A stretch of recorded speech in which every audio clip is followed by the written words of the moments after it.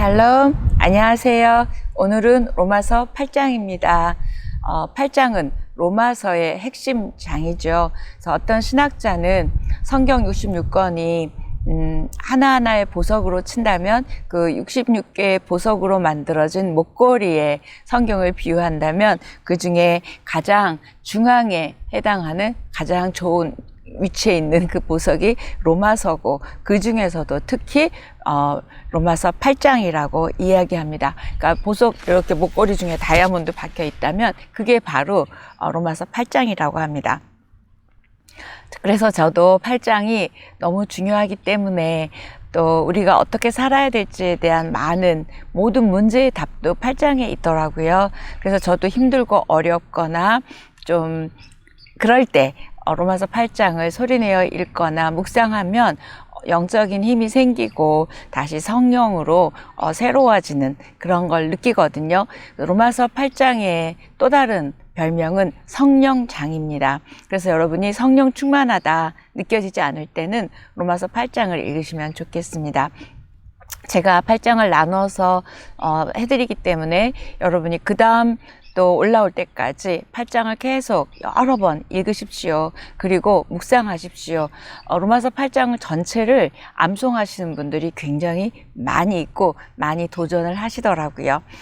만일 성경이 불타 없어진다고 해도 로마서 8장만 있으면 구원받을 수 있고 그다음에 예수를 잘 믿을 수 있다라고 말할 정도의 성경이 8장입니다.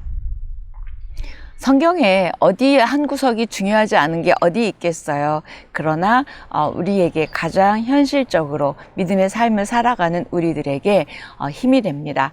기도 응답이 늦어져서 힘들 때 또는 어떤 상황 가운데 내가 어찌해야 될 바를 모를 때 또 기도가 잘 안 될 때 또 믿음을 사용하기에 내 믿음이 너무 좀 흔들릴 때 이럴 때 여러분 꼭 여러 번 읽고 묵상하십시오. 로마서 8장은 전체 인생의 해답이다. 승리의 비결이다. 이걸 딱 붙들고요. 로마서 8장을 많이 읽으시고 많이 묵상하시고 그 말씀대로 우리가 살아갔으면 좋겠습니다. 이 중요한 8장이 들어가기 전에 한번 7장까지를 조금 복습을 하면 여러분이 8장이 왜 사도 바울이 지금 8장에서 성령을 이야기하는지 이해할 수 있습니다.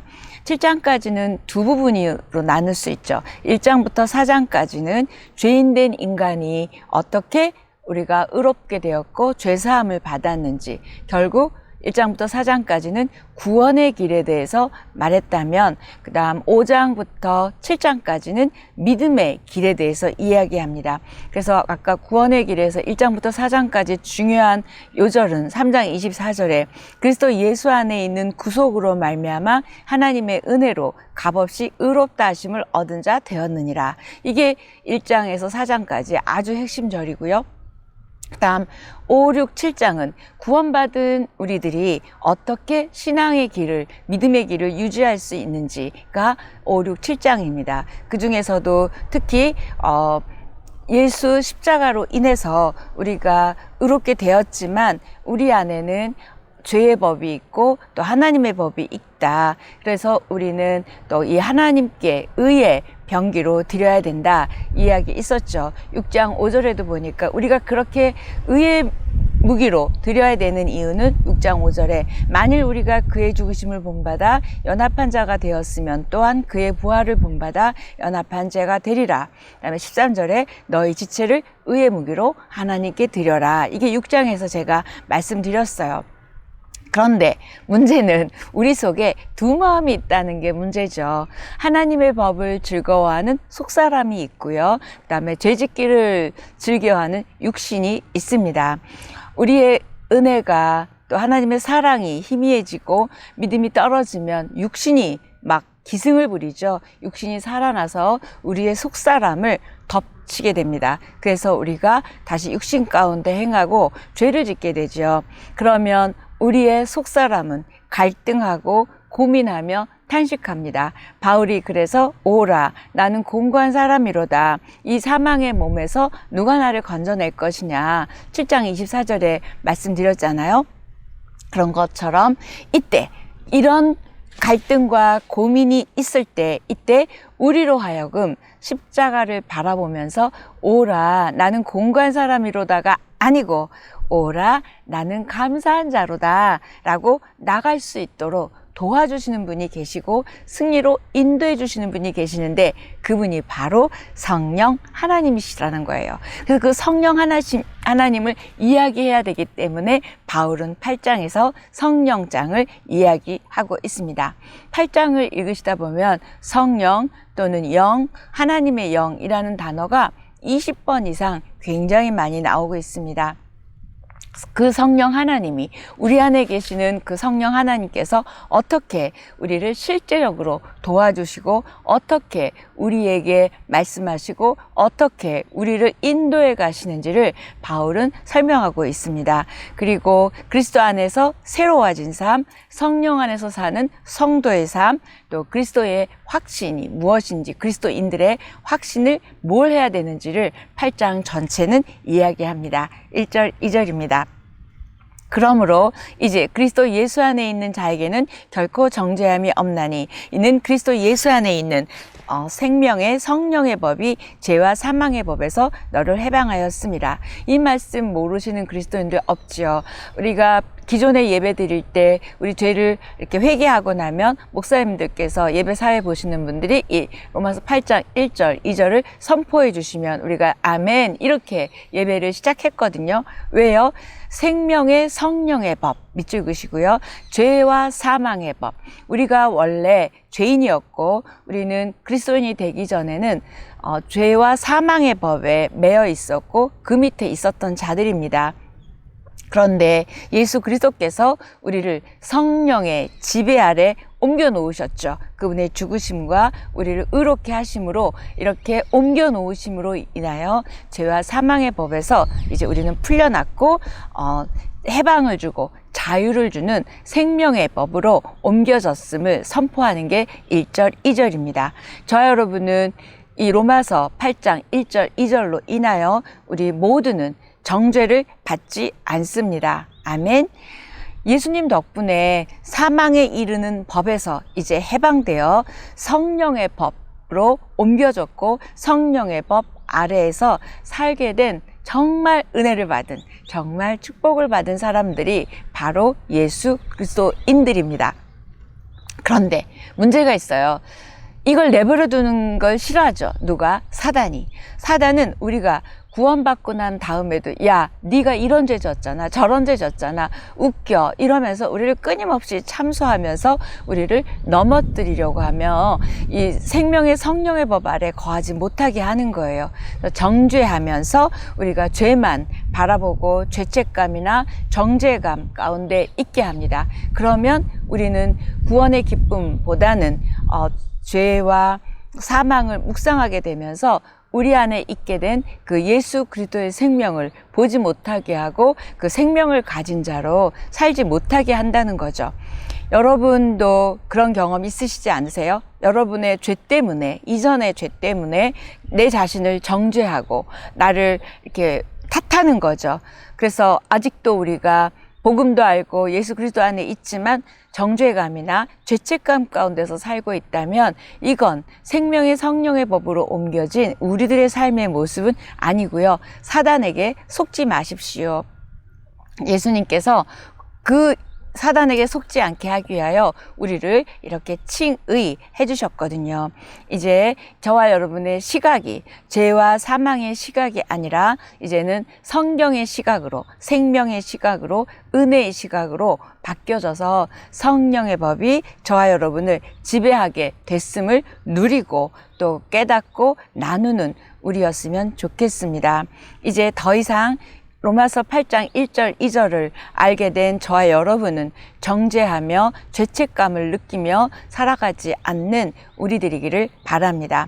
생명의, 그러니까 성령의 법 안에서 회복되었다. 이건 무슨 말이냐면 이제는 우리의 모든 순간순간이 생명의 시각, 은혜의 시각, 하나님의 시각을 갖게 되었다는 거예요. 갖고 있는 걸 여러분이 사용하실 때만이 사단이 우리를 정죄하고 끌고 다니지 못합니다. 그래서 바울은 이제 그렇게 설명해 놓고 선포해 놓고 이 사람들이 성령을 통한 해방이 어떻게 이루어졌는지를 설명해 줘야 되겠다 하고 하는 말씀이 3절 4절입니다. 율법이 육신으로 말미암아 연약하여 할 수 없는 그것을 하나님은 하시나니 곧 피로 말미암아 자기 아들을 죄 짓는 육신의 모양으로 보내어 육신의 죄를 정하사 육신을 따르지 않고 그 영을 따라 행하는 우리에게 율법의 요구가 이루어지게 하려 하심이니라. 하나님은 우리를 그냥 용서해 주실 수가 없었어요. 왜요? 하나님의 성품은, 하나님의 존재는 거룩하고 의로우신 분이시기 때문에 사랑의 하나님이시지만 공의의 하나님이시잖아요. 그래서 죄의 삭슨, 사망이기 때문에 그 죄를 벌하셔야 했고 또 그 죄의 결과에 대한 것을 치를 수밖에 없었어요. 그게 우리들이죠. 그래서 이 죄의 문제가 해결되어야만 우리가 성령의 인도를, 생명의 성령의 법을 따라 살아갈 수 있는 자가 되어야 될 수 있기 때문에 그분의 아들을 이렇게 보내셨다라고 3절은 설명하면서 그 아들을 보내셨을 뿐만 아니라 그 아들을 죄 아래 두셨고 그 죽이셔서 그 죽으심을 통해서 우리로 하여금 성령의 인도를 따라 살아갈 수 있는 모든 죄의 문제가 해결된 자로 우리를 만들어 주셨습니다. 일반적으로 사람은 두 부류의 사람이 있다고 바울은 이야기합니다. 육신을 따르는 자와 영을 따르는 자가 있다고 이렇게 5절 6절 말하고 있습니다. 육신을 따르는 자들은 육신의 일을, 영을 따르는 자는 영의 일을 생각하나니 육신의 생각은 사망이요 영의 생각은 생명과 평안이라. 바울은 육신의 일과 영의 일을 지금 비교하고 있습니다. 그리고 육신과 영이라는 단어에 한번 밑줄 그으시고요. 그 다음에 사망과 생명에 한번 밑줄을 그으십시오. 그래서 육신과 영, 그 다음에 사망과 생명을 대조하고 있습니다. 육신이라는 단어를 잘 이해해야 로마서를 잘 이해합니다. 제가 말씀드린 거 기억하시죠? 그런 것처럼 육신이라는 단어는 우리가 크리스찬이 되기 전에 거듭나기 전, 구원받기 전에 우리 속에 있던 죄성, 부패한 본성을 말하는 것이 육신입니다. 그러니까 그 죄성과 본성대로 살아가는 사람이 있고 이젠 하나님의 사람이 되어서 영을 따라 살아가는 사람이 있다. 바울이 그렇게 설명합니다. 죄성과 이기심과 또 육체가 요구하는 것에 지배를 받고 변화되지 않는 그 타락한 본성으로 살아가는 것을 성경은 육신을 따르는 자라고 설명하고 있습니다. 이 육신의 특징은 결국은 죄, 사망이고 또 하나는 자기를 드러내고 자기를 높이는 거예요.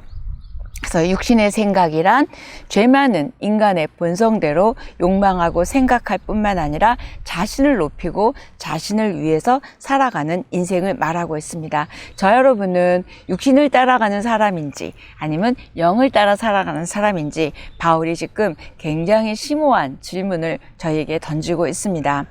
저 여러분이 육신의 생각을 벗어나지 못하면 사망에 이를 수밖에 없고 영의 생각으로 바뀌면 생명과 평안을 누릴 수 있음을 바울은 선포하고 있습니다. 하나님의 원수가 되는 육신의 생각, 그래서 육신의 생각은 하나님과 원수가 되나니 이는 하나님의 법에 굴복하지 아니할 뿐 아니라 할 수도 없다. 결국 육신에 있는 사람들은 하나님을 기쁘시게 할 수가 없지요. 그래서 그 사망을 가져오는 하나님을 기쁘시게 하지 않는 그 육신의 생각에 초점을 두고 바울은 이야기하고 있습니다. 육신의 생각은 하나님이라는 존재에 대해도 관심이 없고요. 또 하나는 하나님의 뜻, 하나님을 기뻐하시는 삶, 이런 건 그들에겐 생각도 없는 거죠. 그래서 1절에서 4절까지를 보면 행동을 중심으로 바울이 글을 썼다면 5절부터는 생각이라는 단어를 집어넣어서 자기의 우리가 의인되고 어떻게 살아야 될지 성령의 법을 이야기할 때 지금 생각이라는 단어로 논증하고 있습니다. 성령을 따라 행하고 성령을 따라 생각하는 우리이기를 바랍니다. 다시 한번 성령을 따라 행하고 성령을 따라 생각하는 우리여야 함을 바울은 말하고 있습니다. 저 여러분은 하나님의 사람이 되었어요. 영의 생각을 따라 살아야 되고 하나님을 기쁘시게 해야 합니다. 그런데 은혜로 구원받았는데 여전히 과거의 육신의 생각으로 살아간다면 우리는 하나님을 기쁘시게 할 수 없습니다. 자기 중심의 생각, 육신의 생각을 넘어서 성령의 음성에 귀를 기울이는, 그래서 저와 여러분이 성령의 지배를 받고 성령의 능력으로 사는 우리이기를 소망하고 축복합니다. 하나님을 기쁘시게 해드리고 하나님이 기뻐하시는 자녀가 되시기를 축복합니다. 그리스도 예수 안에 있는 삶, 성령을 따라 행하는 삶, 무엇보다도 하나님을 기쁘시게 하는 저와 여러분의 삶이 되기를 축복합니다. 오늘 여기까지 하겠습니다.